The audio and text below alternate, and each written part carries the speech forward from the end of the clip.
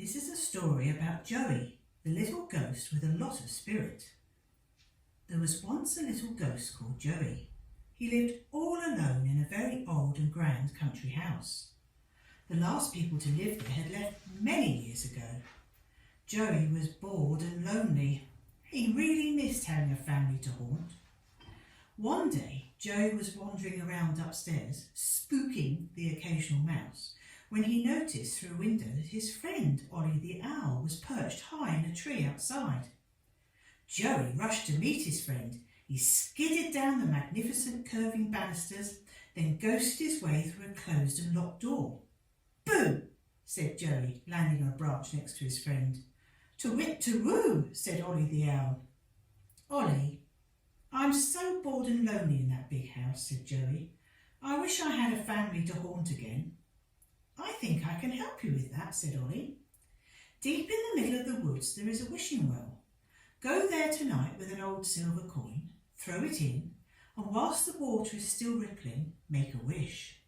"Well, that sounds easy enough," said Joey. "Joey, you will need to be very brave because in the woods there are monsters. A big fire-breathing dragon, grisly ghouls, and a wicked serpent. They will try to stop you getting to the wishing well.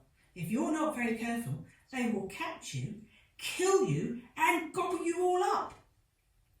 "I ain't afraid of no ghouls," said Joey. "Will you come with me as my lookout?" "Well, I suppose I must, as I'm your friend." They set off together as the sun sank below the horizon, the blue-black night sky swallowing the last of her glow.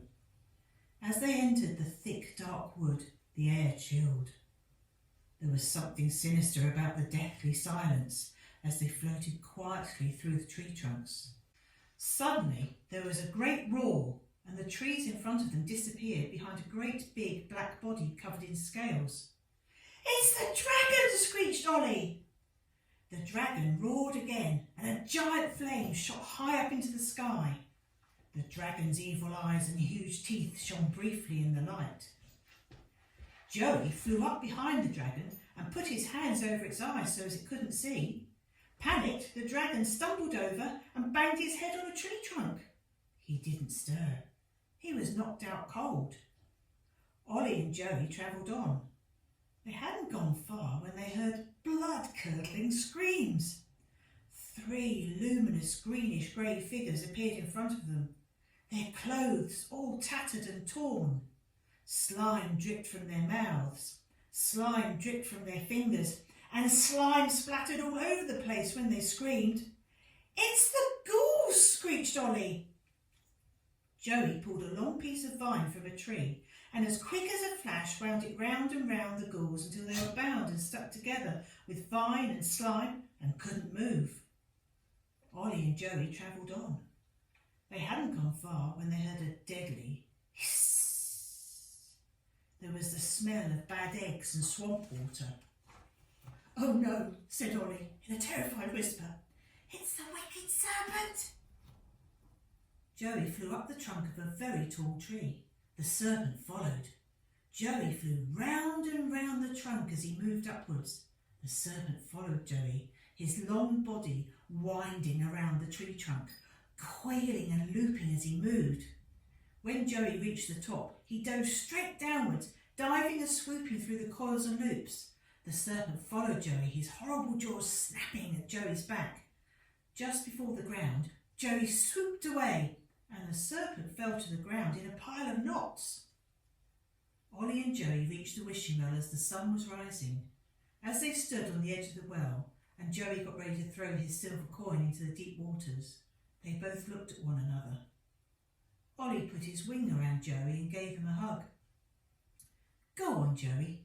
Throw it in and make a wish for a family to come and live at the old house." "Do you really think it will work, Ollie?" "I'm sure it will," Ollie replied. The silver coin spun from Joey's hand and glinted in the sunlight as it tumbled towards the water, disappearing with a small splash and causing ripples that lapped at the wall of the well. Joey closed his eyes and wished as hard as he could. Tired from the night's events, Ollie and Joey flew slowly back home. They found a good comfy branch in the garden and nestled together for a snooze. They were awoken by the sound of a car pulling up outside the house. 3 great big lorries followed and stopped behind it. A man and a woman got out of the car and 3 children burst out from the back seats. The children immediately began to run around the garden and play. The man put his arms around the woman. "Happy, darling?" "Oh, home sweet home at last," she replied. "I think your wish just came true, Joey," said Ollie. The end.